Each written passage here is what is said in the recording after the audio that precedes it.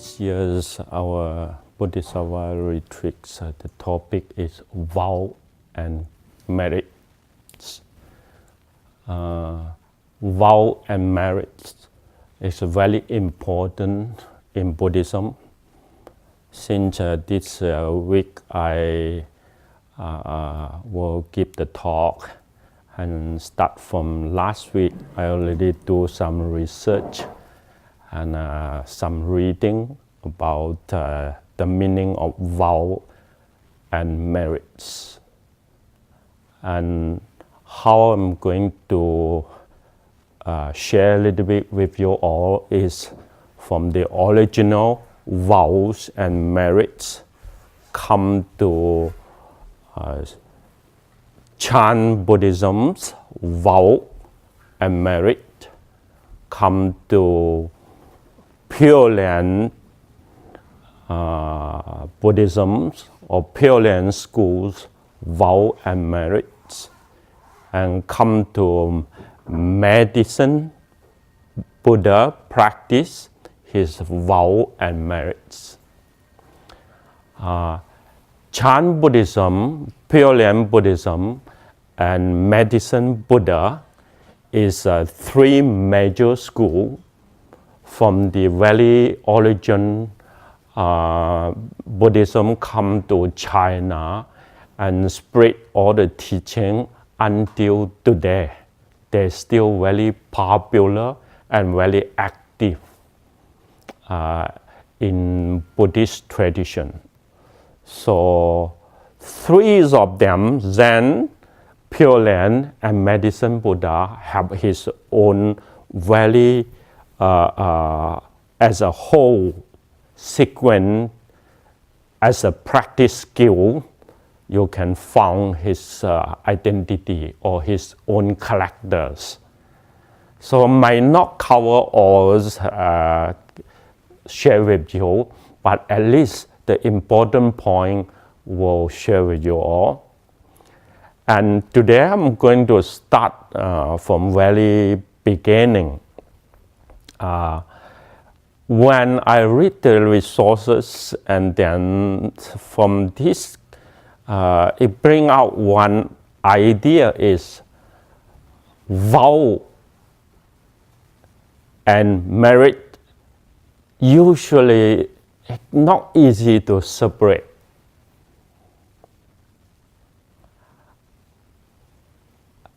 You need to do something in order your success. That's a very strong commitment need to be.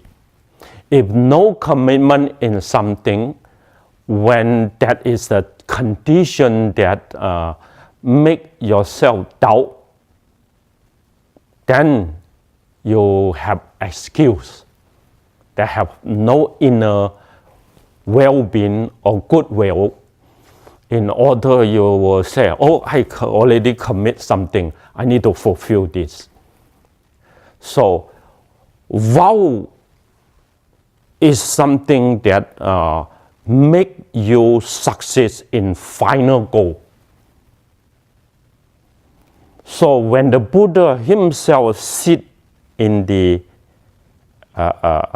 what we call the Saratri, sit there, he make a vow. Unless I'm fully enlightened, otherwise my body crashed into pieces, I never get up from the seat. That is called the very original vow, as a commitment to do something never done before. Nobody else can give you information to fulfill this journey, give you more detailed information to work for it, but you need to go alone. So that need a very strong commitment. Otherwise, easy to give up, as we are what we call the defilement beings have a lot of poison in our mind. hatred, ignorant, greedy, a lot of other else obstacle in the mind. So easy to stuck. So commitment, turn it into vow means not only your mind inside saying something to yourself, commit, but you open your mouth, say it loudly to others, so that they will witness you. They will try to watching you. So it makes more strong energy to support yourself. If you still carry that word with you, shame. So in Buddhism, that shame is a word to start wholesome. If the personality or the condition already don't have shame, then he cannot realize, he cannot determine what is wholesome and what is unwholesome. So in our society, otherwise you have very strong spiritual or religious faith, normally society not teaching you what is shame. And a lot of shameful story and condition tell it in TV. People just laugh and humor. They don't know what is going on. And someone that young people just easy to follow up.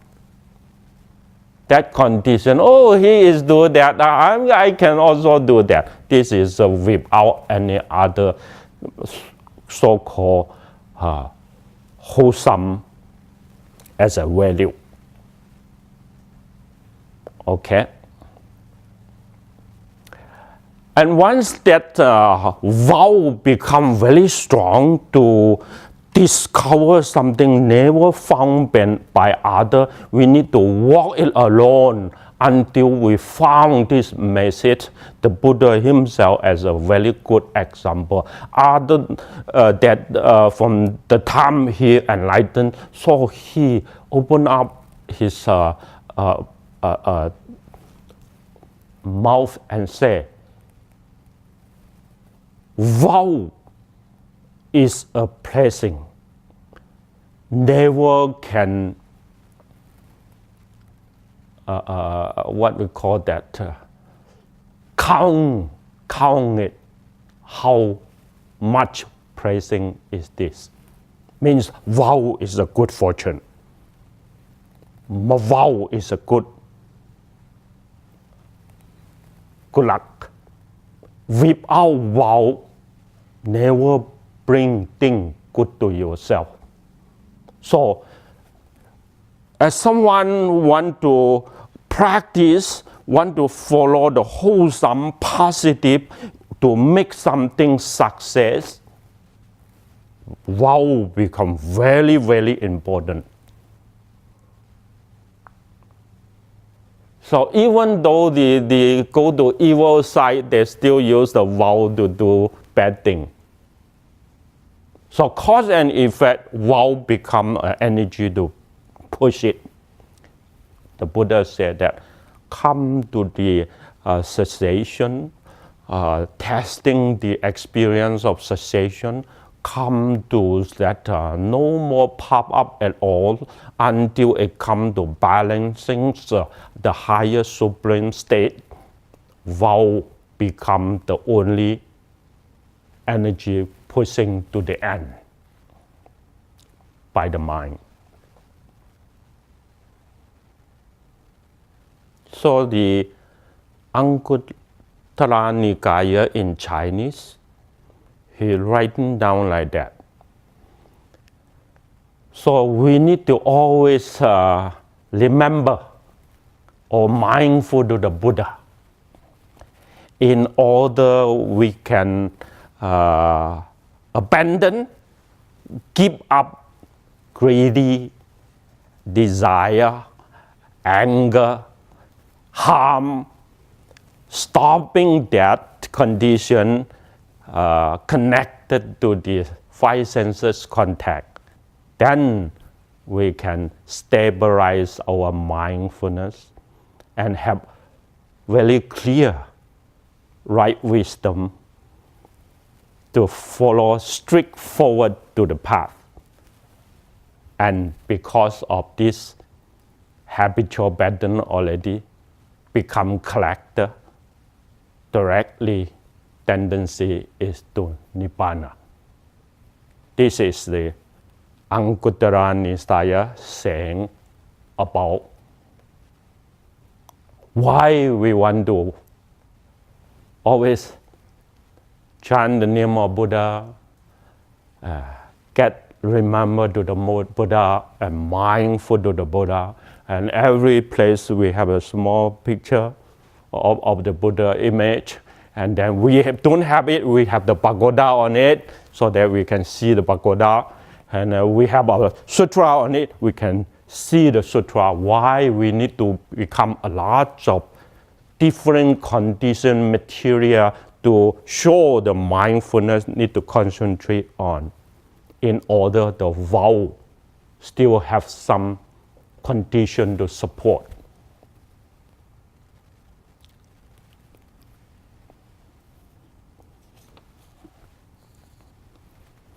Supreme state. Vow is coming to the supreme state we call the Bodhi, come to awakening. So this is the vow that Buddhism always talking about. The Buddha himself looking for a supreme state. He is going to look for something never higher than that. What is that meaning in India? They talk about supreme enlightenment. So his vow is looking for this. So a lot of teachers already teach him. He not satisfied, not content of that. So he's thinking still maybe something need to going on like the scientists. So that scientist's mind is no such, is the already goal. He's still moving on to discover more sector. And then still any other information, still any other mental formation.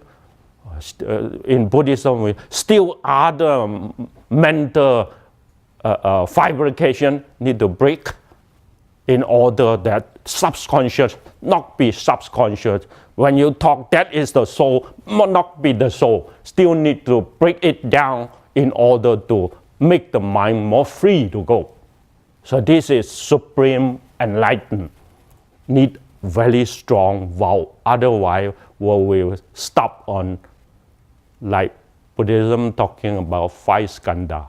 We stop our mind attached to a form, or stop the mind attached to the feeling, or to the thinking,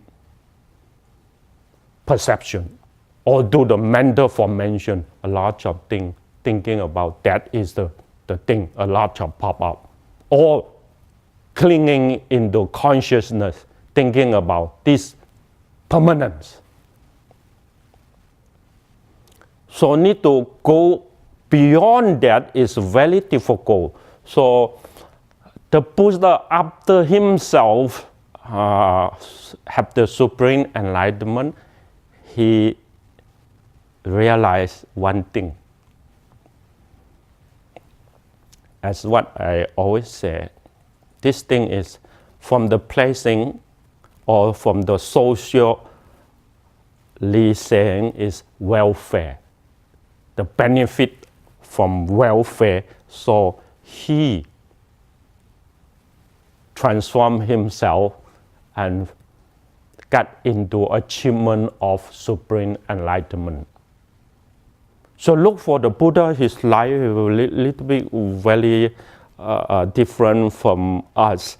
He is not like me that come in a very difficult situation, not too wealthy. He have everything that as no reason to go to that hardship training and give up everything, abandon his family life and so, go to the training. But he is just a very lucky man, whole power, not only is, have a lot of fortune and his bodyship and all the education, everything look like in this mundane side is very supreme, but he give up everything, come to the training. And come to the training with the teacher too, is a very high spiritual teacher that provide support to him, but he still found that this message may not come to the supreme goal.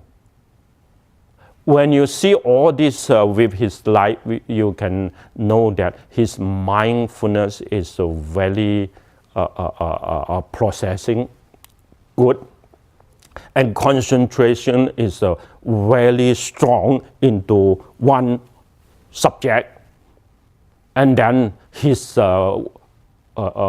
insight is very sharp, so that he will check the information passed by the teacher and passed by his experience that this still something can be going on, not satisfied that.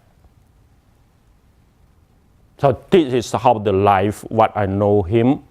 So after his enlightenment, he said that I already fulfilled my journey to the goal. Still 6 of the condition never content in my life. Can you imagine? After Buddha himself achieved the supreme enlightenment, he still have 6 conditions not content. What is this mean? When I read to this, I really see that, oh, this is something that makes life energetic. So the first one is giving or generosity, not content. The second one is discipline or morality, virtue, not content. The third one is pay, patience, or tolerate, not content. This is 3, not content. Means he's still working on and check his life after enlightenment. These 3 things that still carry on need to process from his mentor, from his word, and from his bodily action connected to the world. So that these 3 things means he's still processing it after the enlightenment. Not just because of the enlightenment he already stopped these 3 things. No, it's still not content processing that energy long to the future. So when we want to become a Bodhisattva right now, that every one of us need to think about these 3 things before we talk about other 3 things. These 3 things is called fortune, blessing, or what we call that as good luck. Who don't need good luck? Who don't need all the support by exterior condition to the mind and body? Everyone needs this. You see, if you need this, these 3 things you need to always not content. I mentioned it again. Generosity. The second one is morality or discipline.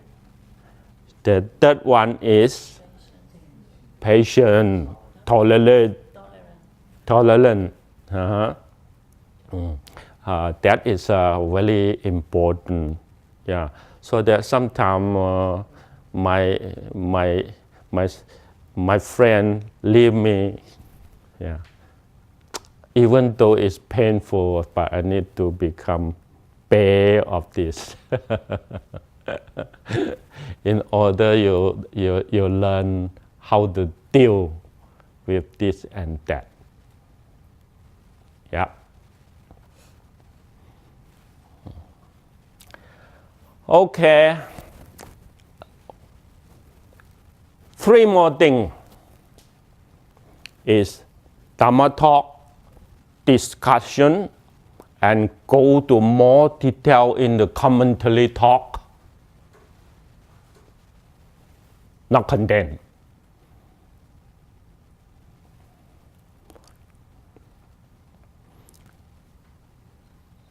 The coming, not only the past, present, the coming, always thinking about how to benefit the living being, not condemn.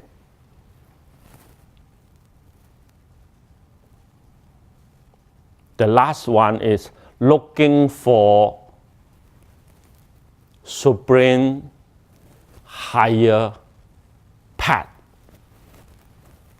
not condemn.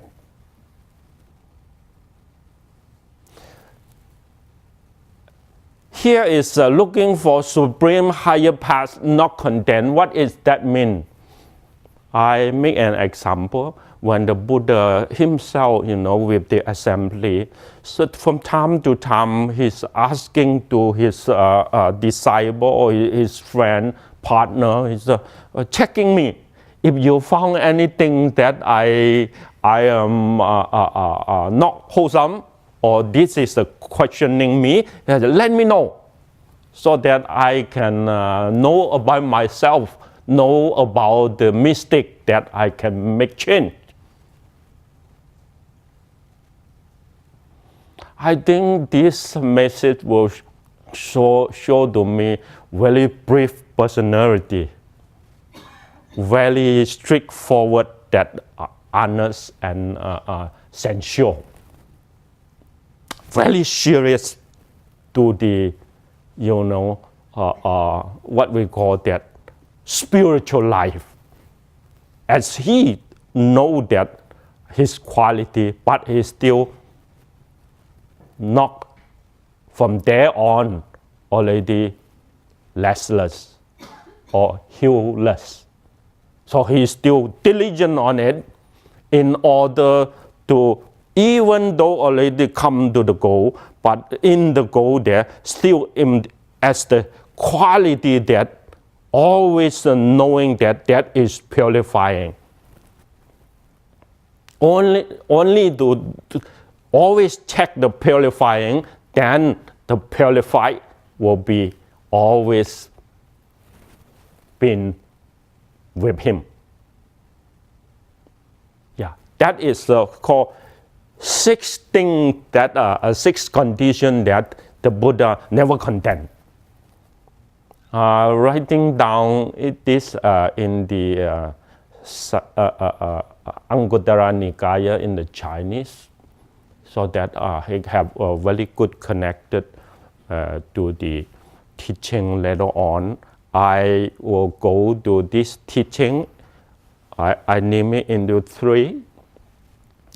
The first thing in the Chinese Buddhism, always talking about in the above, looking to fulfill the Buddhahood, and in the downhill step to the ground, you are always help and protect living being. Step to the ground. So one is higher, you move your forehead and looking for, this is where I need to go. And then very practically step to the ground, he protect and helping living being. So this is a Chinese vow, or what we call that the Mahayana's perspective of Buddhahood. So his Buddhahood is not only training and practice and overcome the problem, overcome the grabbing, so that he will detach for his personality all along to the goal from this path. But on the journey of the path, he is still working to help others. Without help others, you may become the secluded monk, ascetic monk in the Indian side. That is not the Buddha himself. The Buddha is a social monk in the assembly, not in his alone. Of course, from time to time he is alone, but most his time is with the assembly. Carry on the teaching, carry on the discipline, guided the community. So come to Zen Buddhism. When Zen Buddhism thinking about this sentence and this perspective, he come to one word called 一行三昧. One mind samadhi. One mind samadhi is talking about like this. One mind is the mind object, only keep it into one object. Samadhi means to fulfill his concentration.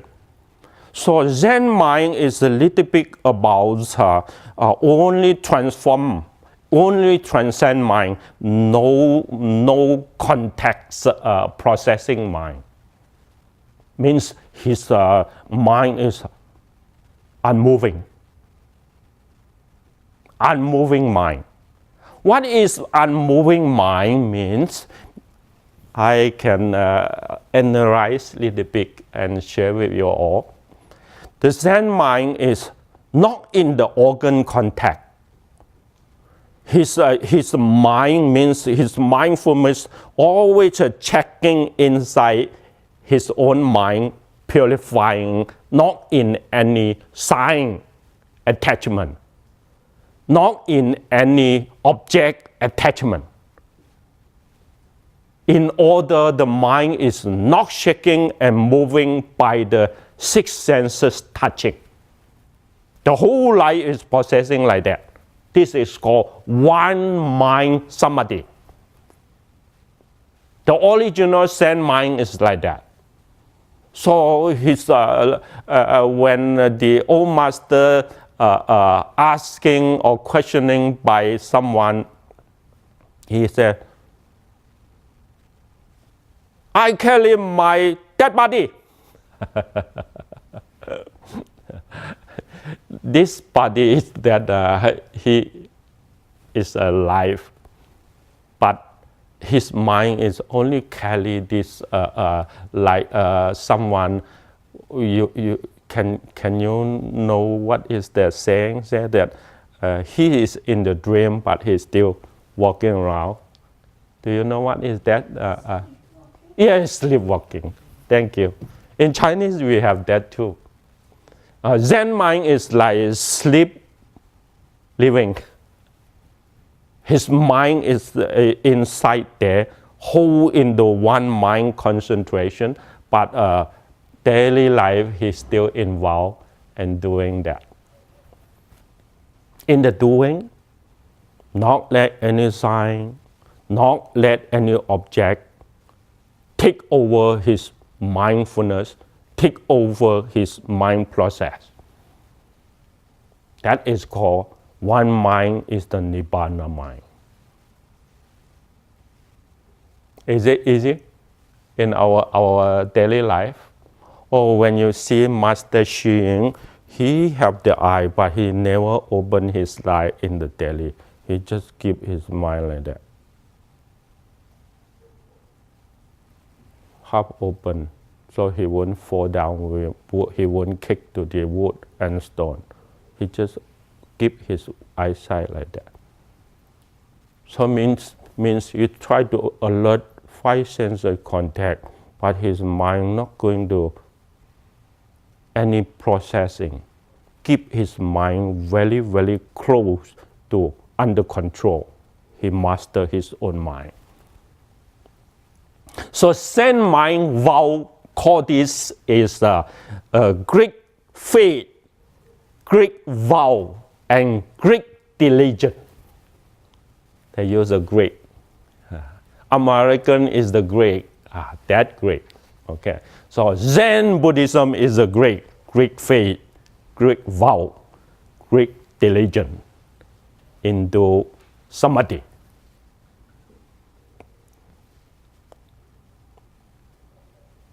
I'm saying that the second one, then this talk ends.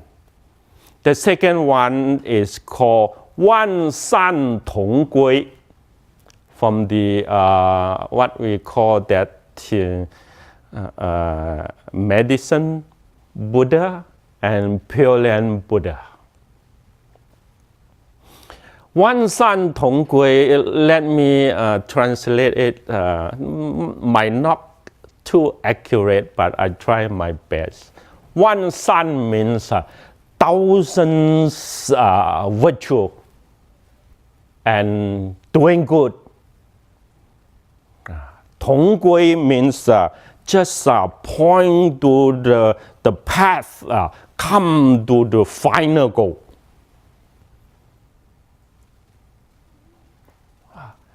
It means that I become a Buddha, even though I practice purely and have the destination, destiny to the final goal. But my life, I follow this path, slowly move on. I will be very energetic to fulfill the thousands of virtue and good work, like what we do in the goodwill.